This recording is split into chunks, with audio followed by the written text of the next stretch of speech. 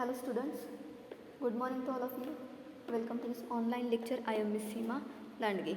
In your previous lecture you have studied factors affecting on work environment. Third number factor sanitation.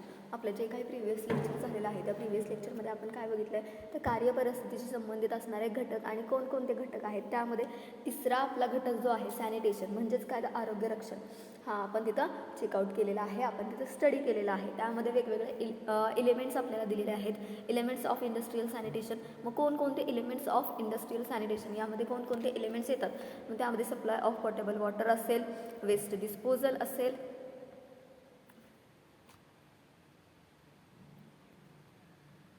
त्यानंतर provision of personal services असतील, supply of healthy food असेल, त्यानंतर supply of healthy food, good industrial housekeeping and control of insects and rodents. Okay, so या पद्धतीचे वेगवेगळे सॅनिटेशनचे elements आहेत इंडस्ट्रीमध्ये, ते आपण तिथं स्टडी केलेले आहेत. त्या अगोदरच्या लेक्चरमध्ये आपण काय पाहिलं तर त्या अगोदरच्या लेक्चरमध्ये आपण पाहिलेला फॅक्टर तो म्हणजे काय तर व्हेंटिलेशन. व्हेंटिलेशनमध्ये आपण व्हेंटिलेशन म्हणजे काय ते पाहिलं. त्यानंतर व्हेंटिलेशनचे सोर्सेस कोणकोणते आहेत ते पाहिलं. त्यामध्ये नॅचरल, आर्टिफिशियल असे या पद्धतीचे वेगवेगळे व्हेंटिलेशनचे सोर्सेस आहेत, त्या आपण तिथं स्टडी केलेले आहेत. त्या अगोदरच्या लेक्चरमध्ये आपण काय पाहिलं तर त्या अगोदरच्या लेक्चरमध्ये सगळ्यात पहिला आपला फॅक्टर जो की परिस्थितीशी संबंधित आहे तो म्हणजे प्रकाश, लाईटिंग. लाईटिंग कशा पद्धतीने कार्यपरिस्थितीशी संबंधित आहे आपण त्या लेक्चरमध्ये पाहिलेलं आहे. ओके, सो या पद्धतीने आपण 3 फॅक्टर इथं कंप्लीट केलेले आहेत आपले, जे की आपल्या कार्यपरिस्थितीशी संबंधित आहेत. आणि त्यानंतर चौथा जो फॅक्टर आपला येतो तो म्हणजे नॉईज कंट्रोल. चौथा फॅक्टर आपला येतो तो म्हणजे नॉईज कंट्रोल. ओके, आजच्या लेक्चरमध्ये आपण काय बघणार आहोत, नॉईज कंट्रोल म्हणजे काय, त्याचबरोबर ती नॉईज कंट्रोलची आपल्याला आवश्यकता का असते, त्याचबरोबर ती नॉईज कंट्रोल करण्यासाठी कोणकोणत्या उपाययोजना केल्या जाऊ शकतात आपल्याला आजच्या लेक्चरमध्ये पाहायचं आहे. नॉईज कंट्रोल म्हणजेच गोंगाट. मग गोंगाट कशा पद्धतीने उपयोगाचा आहे आणि गोंगाटावरती कोणकोणत्या आपण उपाययोजना करू शकतो, गोंगाट म्हणजे काय, गोंगाट नियंत्रण म्हणजे काय, आपल्याला आजच्या लेक्चरमध्ये पाहायचं आहे. आता गोंगाट नियंत्रण हे कशामधलं आपण बघतोय, फॅक्टरीमधलं, कारखान्यामधील एखाद्या बिझनेस ऑर्गनायझेशनमधील. ओके, मग ज्या कानांना आपल्याला जो काही आवाज आपल्या कानांना सुखावह वाटत नाही किंवा जो ध्वनी असेल आपल्या कानांना कर्कश वाटतो त्याला आपण काय म्हणतो, गोंगाट असं म्हणतो.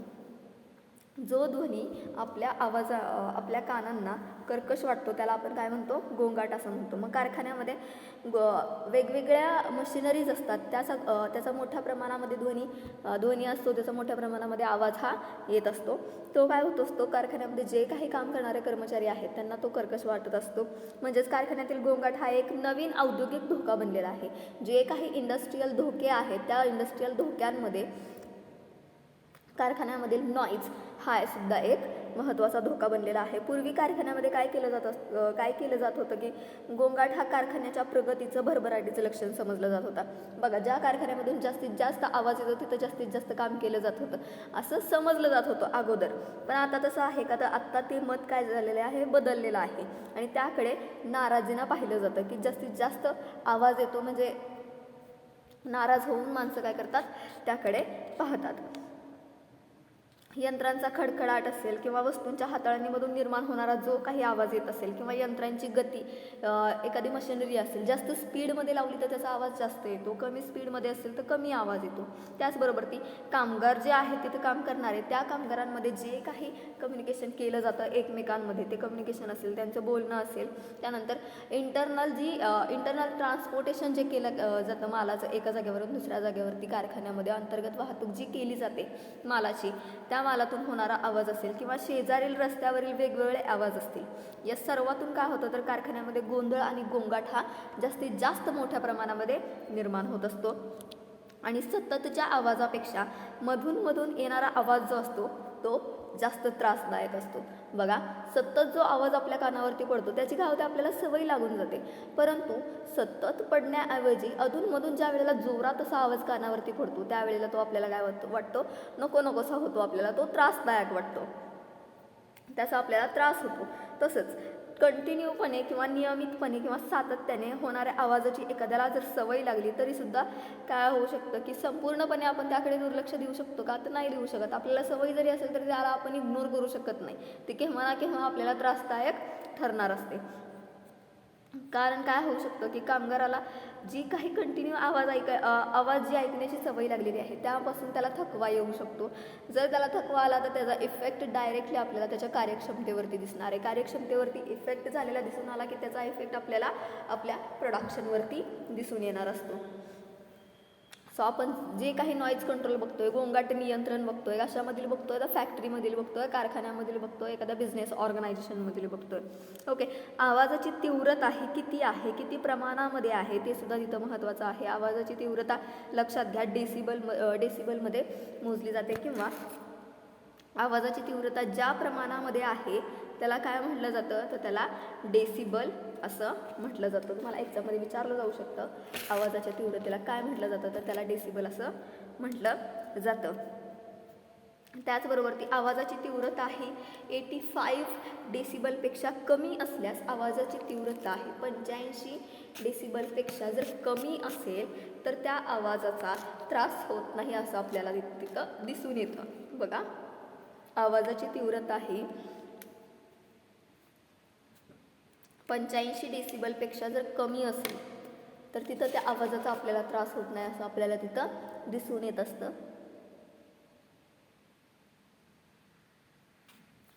आणि जर आवाजाची तीव्रता 90 ते 96 डेसिबलच्या दरम्यान असेल तर काय असू शकतं, आपल्या श्रवणशक्तीवरती मोठ्या प्रमाणामध्ये त्याचा परिणाम होऊ शकतो. जर आवाजाची तीव्रता 125 ते 130 डेसिबलमध्ये असेल तर श्रवण इंद्रिय जे असतील, आपले कान जो असेल आपला, त्याला जास्तीत जास्त मोठ्या प्रमाणामध्ये इजा पोहोचू शकते. आपली श्रवणशक्ती नष्ट होऊ शकते, आपल्याला ऐकायला येणं बंद होऊ शकतं. त्यासाठी जी काही आवाजाची तीव्रता असते ती किती असावी लागते, तर 85 डेसिबलपेक्षा कमी असावी लागते. ओके, त्यानंतर गोंगाटाचा परिणाम काय काय होऊ शकतो, नॉईजचे जे परिणाम होऊ शकतात, इफेक्ट होऊ शकतात, ते कोणकोणते होऊ शकतात. मग जो काही गोंगाट असेल कारखान्यामध्ये त्या गोंगाटाचा कामगारांच्या मज्जातंतूवरती अनिष्ट परिणाम होऊ शकतो, कामगारांना थकवा येऊ शकतो. आणि हे थकवा येणं हे महत्त्वाचं कारण आहे की थकवा जर आला कामगारांना तर काय होणार, मी अगोदर पण तुम्हाला सांगितलं की त्यांच्या कार्यक्षमतेवरती मोठ्या प्रमाणामध्ये परिणाम आपल्याला दिसून येणार, इफेक्ट आपल्याला दिसून येणार. त्याचा डायरेक्टली इफेक्ट आपल्या प्रोडक्शनवरती दिसून येतो. ओके, त्यानंतर कामगारांचं जी काही श्रवणशक्ती असेल ती जर गोंगाटामुळं काय होऊ शकते, ती विपरीत होऊ शकते. त्यानंतर आकस्मिक उद्भवणाऱ्या मोठ्या गोंगाटामुळे किंवा सततच्या गोंगाटामुळे जे काही कर्मचारी एम्प्लॉईज काम करत आहेत त्यांना श्रवणशक्ती कमी होऊ शकते किंवा संपूर्णपणे ती नष्ट होऊ शकते. म्हणजे त्यांना कमी ऐकायला येऊ शकतं किंवा ऐकायला येणं बंद होऊ शकतं. गोंगाट जर जास्तीत जास्त प्रमाणामध्ये असेल, गोंगाट जर जास्तीत जास्त असह्य होत असेल किंवा असह्य तो झाला तर कर्मचाऱ्यांचा रक्तदाब जो असणार आहे, ब्लड प्रेशर जो असणार आहे, त्यांचा BP जो असणार आहे तो तिथं वाढू शकतो. डोकेदुखीचा त्रास त्यांना मोठ्या प्रमाणामध्ये होऊ शकतो. बघा, आपल्याला असं अचानक बसलेलं असेल आणि जोरात जर आवाज कानावरती पडला तर आपल्याला तो नकोसा होतो. आणि रोज असा आवाज ऐकणारे जे काही एम्प्लॉईज असतात त्यांना काय होऊ शकतो, त्यांचा BP हाय होऊ शकतो. त्याचबरोबर त्यांना डोकेदुखीचा त्रास हा निर्माण होऊ शकतो. त्याचबरोबर ती गोंगाटच्या सातत्यामुळे जी काही गोंगाट असेल, गोंगाटची जी कंटिन्युटी असेल त्या कंटिन्युटीमुळे काय होऊ शकतं, जे काही एम्प्लॉई आहेत ज्यांना आपल्या कार्याचं समाधान लाभत नाही त्या कामगारांचं जे काही मनस्वास्थ्य जे आहे, त्यांचं मनोधैर्य जे आहे त्याच्यावरती मोठ्या प्रमाणामध्ये परिणाम होतो. काही फॅक्टरीजमध्ये कर्मचारी असे असतात की ते काम करतात परंतु जे काही काम करतात त्याच्याशी ते सॅटिस्फाईड नसतात आणि त्याच्यावरून जर आवाज त्यांच्या कानावरती पडत असेल तर काय होणार आहे, त्यांचं स्वास्थ्य जे असणार आहे ते खराब होणार आहे. ओके, गोंगाटामुळे कर्मचाऱ्यांची एकमेकांमध्ये जी एकाग्रता असते, एकमेकांमध्ये जी एकाग्रता असते ती काय होऊ शकते, कमी होऊ शकते किंवा त्यामध्ये फरक पडू शकतो आणि त्यात त्यांची उत्पादन क्षमता कमी होऊ शकते. जर उत्पादन क्षमता कमी झाली तर प्रोडक्शन कमी झाले, लॉस जास्त. मोठ्या प्रमाणामध्ये जर गोंगाट असेल कारखान्यामध्ये एखाद्या, तर त्याचा डिरेक्टली परिणाम कशावरती होऊ शकतो, तर कम्युनिकेशनवरती होऊ शकतो, संदेशवहनामध्ये होऊ शकतो. जो काय मेसेज आपल्याला दुसऱ्याला द्यायचा तो मेसेज प्रॉपरली तिथं जाऊ शकत नाही. त्याचबरोबर जे काही संदेशवहन आपल्याला करायचं आहे ते व्यवस्थित होईल का, तर मोठा आवाज तिथं जास्तीत जास्त येत असल्यामुळं जे काही कम्युनिकेशन करायचं किंवा संदेशवहन करायचं ते जास्तीत जास्त व्यवस्थित होणार नाही. त्याचा परिणाम आपल्या संदेशवहनावरती होऊ शकतो. त्याचबरोबर अकार्यक्षम किंवा निकृष्ट दर्जाचे जे काही संदेशवहन असेल त्यामुळं काय होऊ शकतं, तर अपघाताचं प्रमाण वाढू शकतं. अपघात जास्तीत जास्त होऊ शकतात आणि कर्मचारी जे आहेत, एम्प्लॉई जे आहेत, त्यांच्या कामामध्ये जास्त प्रमाणामध्ये आपल्याला चुका दिसून येऊ शकतात. आणि जे काही इक्विपमेंट्स आहेत, साधनसामग्री आहे, मशिनरी आहेत व जे काही टाईम आहे त्यांचा आपल्याला ते टाईम आपल्याला वेस्ट गेलेला आपल्याला जास्तीत जास्त दिसून येतो. त्याचा अपव्यय झालेला आपल्याला जास्तीत जास्त दिसून येऊ शकतो. त्यामुळे काय होऊ शकतं, तर जे काही प्रोडक्शन आहे त्या प्रोडक्शनची क्वालिटी जी आहे ती क्वालिटी डिक्रीज होऊ शकते. त्याचबरोबर ती प्रोडक्शन प्रोसेस जी असेल त्या प्रोडक्शन प्रोसेसमध्ये ब्रेक पडू शकतो. ओके. आणि त्याचबरोबर एम्प्लॉईज जे आहेत, एम्प्लॉई आणि कस्टमर हे दोन्हीही डिससॅटिस्फाईड तिथं होऊ शकतात. ओके. सो हे इफेक्ट आहेत गोंगाटाचे, हे इफेक्ट आहेत नॉईजचे. आता नॉईज हा कारखान्यामध्ये आवश्यक का आहे, बघा आपण काय पाहिलं आता, गोंगाट म्हणजे काय, त्याचबरोबर गोंगाटाचे परिणाम कारखान्यामध्ये कोणकोणते होऊ शकतात, एम्प्लॉईंवरती कोणकोणते होऊ शकतात, त्याचबरोबर गोंगाट काय आहे किंवा गोंगाट हा किती डेसिबल असावा लागतो, किती डेसिबल असू नये, किती डेसिबल तो झाल्यानंतर आपल्या कानांना त्रास जास्तीत जास्त होऊ शकतो, हे आपण आता पाहिलं. आता आपल्याला पाहायचं की गोंगाटाची आवश्यकता का आहे. बघा, आवाज जितका नको आहे तितका आवाज हवासुद्धा आहे. मग आवाजाची आवश्यकता काय आहे, तर आवाजाची आवश्यकता, गोंगाटाची आवश्यकता. गोंगाट हा कारखान्यामध्ये खरं तर खीळ घालणारा फार तापदायक असणारा घटक आहे. तो जर नष्ट किंवा कमी करायचा जर असेल तर आपल्याला जास्तीत जास्त तिथं प्रयत्न करणं जरुरीचं आहे, गरजेचं आहे. त्याचबरोबर कर्मचाऱ्यांची जी श्रवणशक्ती आहे, कर्मचाऱ्यांचं जी काय ऐकण्याची शक्ती आहे, त्या ऐकण्याची शक्ती जर आपल्याला कायमस्वरूपी व्यवस्थित जर ठेवायची असेल, अपघात आपल्याला कमी करायचे असतील, संदेशवहन आपल्याला व्यवस्थित करायचं असेल, निरीक्षण जे आहे ते आपल्याला इफेक्टिव्ह करायचं असेल, त्याचबरोबर कर्मचारी हे कर्मचाऱ्यांना थकवा येऊ नये, कर्मचाऱ्यांनी आनंदी राहावं असं जर वाटत असेल, त्याचबरोबर उत्पादनाची जी क्वालिटी आहे, उत्पादनाची क्वालिटी आपल्याला जर इम्प्रूव्ह करायची असेल, उत्पादनाची क्वालिटी आपल्याला दर्जा जो आहे तो आपल्याला सुधारायचा असेल, चांगला करायचा असेल, त्याचबरोबर कारखान्यामध्ये आपल्याला डिसिप्लिन ठेवायचे असेल, कामगारांचं मनस्वास्थ्य जे आहे ते आपल्याला वाढवायचं असेल, तर या इत्यादी सर्व गोष्टींवरती काय करावं लागतं, तर गोंगाटावरती या सर्व गोष्टींसाठी आपल्याला जे काही नॉईज आहे कारखान्यामध्ये त्याच्यावरती आपल्याला कंट्रोल करणं अतिशय महत्त्वाचं आहे, गरजेचं आहे. त्याचबरोबर केवळ त्याच्यावरती कंट्रोल ठेवून चालणार आहे का, तर नाही. कर्मचारी जे आहेत, एम्प्लॉईज जे आहेत ते आर्थिक दृष्टीतूनच नव्हे तर समाजाच्या व कायद्याच्या दृष्टीनेही गोंगाटावरती नियंत्रण ठेवणं तेवढंच महत्त्वाचं आहे. कामगारांपुरता आपण फॅक्टरीमधील आवाज कंट्रोल करू शकत नाही, तर कारखान्याच्या जे काही आजूबाजूच्या परिसरामध्ये राहणारी सोसायटी असेल, राहणारे लोक असतील, त्यांच्या दृष्टीनं सुद्धा आपल्याला त्या आवाजावरती कंट्रोल करणं तेवढंच महत्त्वाचं आहे, कारण त्या आवाजाचा त्या लोकांना सुद्धा त्रास तेवढ्याच प्रमाणामध्ये होत असतो. जर समाजातील हा मोठ्या प्रमाणावर असणारा घटक, तापदायक असणारा घटक कारखान्यातील गोंगाटामुळे जे काही एम्प्लॉय आहेत त्यांना त्रास होऊ शकतो, जे काही आजूबाजूच्या परिसरातील लोक आहेत त्यांना त्रास होऊ शकतो, त्यांची सामाजिक, शारीरिक, आर्थिक फार मोठी हानी आपल्याला इथं होऊ शकते. गोंगाट हा एक काय औद्योगिक धोका मानला जातो. लक्षात घ्या, गोंगाटाला औद्योगिक धोका असं म्हणलं जातं.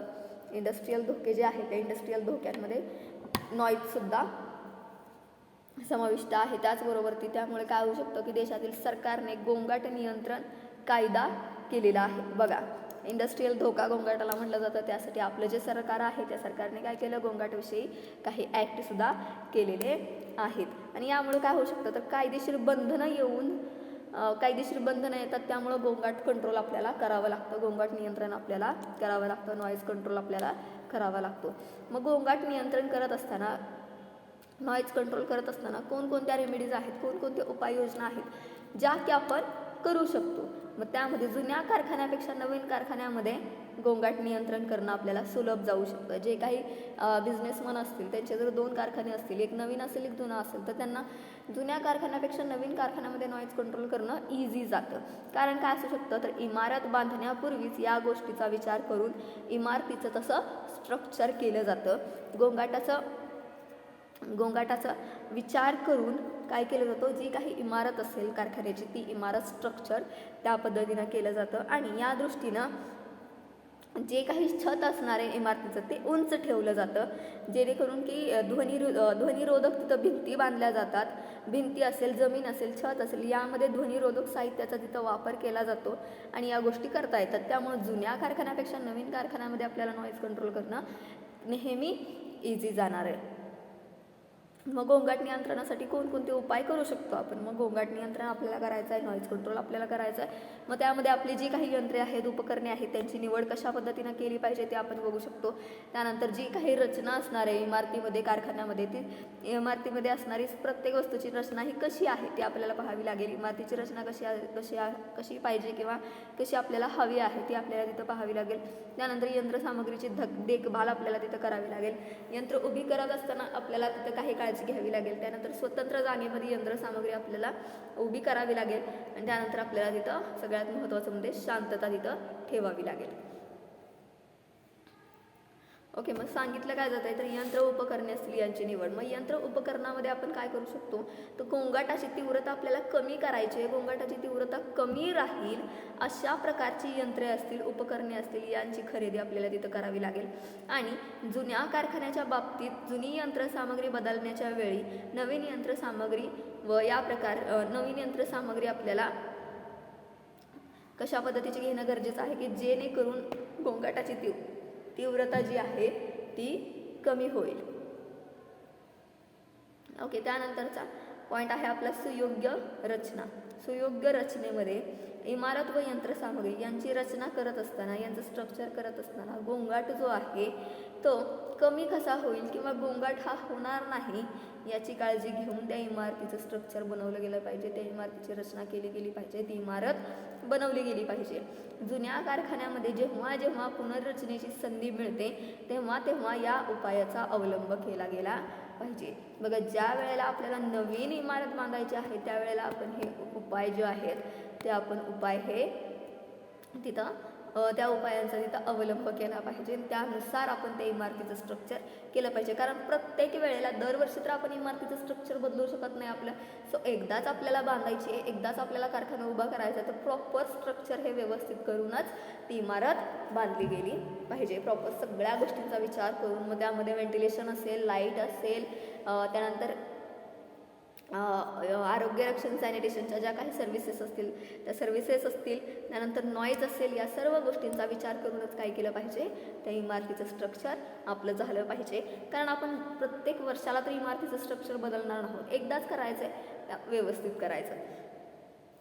ओके, त्यानंतर यंत्रसामग्रीची देखभाल असेल. मग यंत्रसामग्रीच्या देखभालीमध्ये यंत्रांची वेळच्या वेळी दुरुस्ती व तेलपाणी केल्याने काय होऊ शकतं की यंत्रांचा आवाज हा नियंत्रित आपल्याला ठेवता येतो. यंत्र ज्या वेळेला आपण कंटिन्यू त्याचा रिपेअरिंग मेंटेनन्स केला जातो त्यावेळेला काय होतं की आपल्याला त्याचा जो आवाज आहे तो आपल्या कंट्रोलमध्ये ठेवता येतो. एखाद्या वेळेला काय होतं की मशिनरी जास्त आवाज करते, त्याला जर योग्य वेळेला रिपेअर केलेलं नसेल तर ती काय होणार, जास्त आवाज करणार. सो ती जास्त आवाज करू नये यासाठी आपल्याला काय केलं पाहिजे, तर राईट टाईमला ती जी मशिनरी आहे ती रिपेअर केली पाहिजे. त्याला मेंटेनन्स जो काही असेल तो तिथं केला पाहिजे. त्यांना तेल पाणी करणं गरजेचं आहे जेणेकरून की त्यांचा आवाज आपण नियंत्रित ठेवता येईल आपल्याला. त्यानंतर यंत्रांचे खिळे असतील, भाग असतील, जर ते ढिले झालेले असतील, लूज झालेले असतील तर काय होऊ शकतो की आवाजामध्ये काय होऊ शकते, वाढ होऊ शकते. मशिनरीचे जे पार्ट्स आहेत ते पार्ट्स जर लूज झाले तर काय होऊ शकतो, त्या मशिनरीचा मोठ्या प्रमाणामध्ये आवाज येऊ शकतो.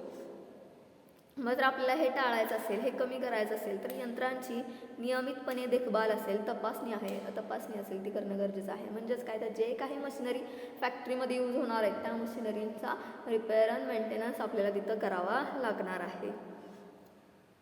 त्यानंतर यंत्रे उभं करण्याची दक्षता. मग यंत्रे कशा पद्धतीने उभी केली पाहिजे. सर्व यंत्रे एकाच विभागामध्ये उभी केली तर किती आवाज मोठ्या प्रमाणामध्ये येईल. तर तसं न करता काय सांगितलं गेलं, यंत्रांचा पाया जमिनीत जर पुरला गेला किंवा रबर स्प्रिंग्स असतील,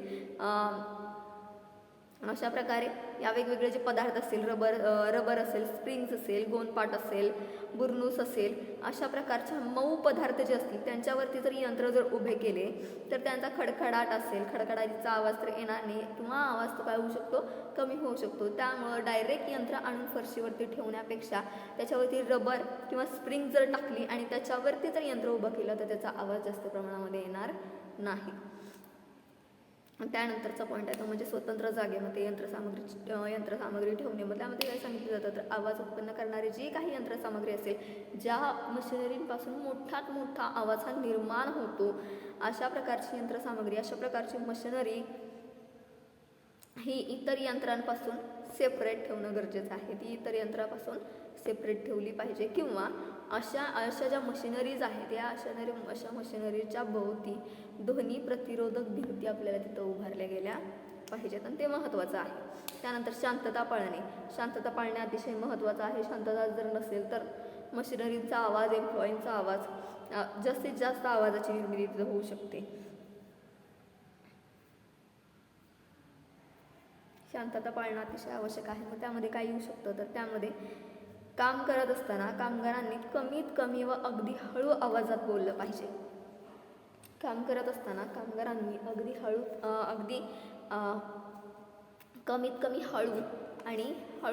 कमीत कमी आणि हळू आवाजामध्ये त्यांनी बोललं पाहिजे. असा नियम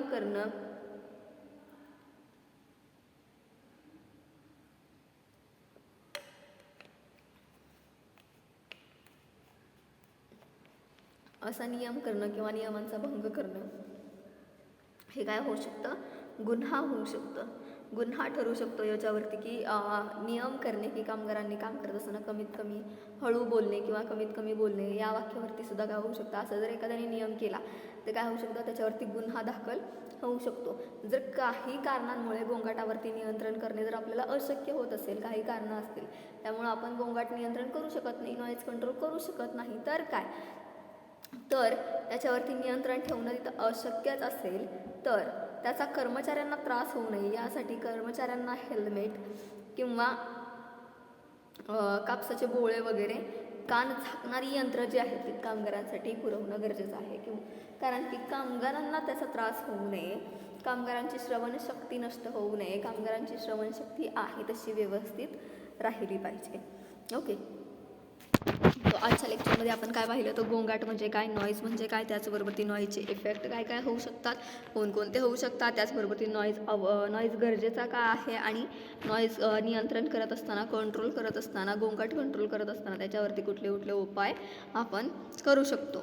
ओके, आपलं नंतरचं जे लेक्चर असणार आहे, नेक्स्ट जे लेक्चर असणार आहे त्यामध्ये आपण जो पॉईंट बघणार आहोत तो म्हणजे जो काही आपल्या कार्यपरिस्थितीशी संबंधित असणारा दुसरा पॉईंट जो असेल नेक्स्ट, तो आपण त्या लेक्चरमध्ये पाहणार आहोत, स्टडी करणार आहोत. ओके,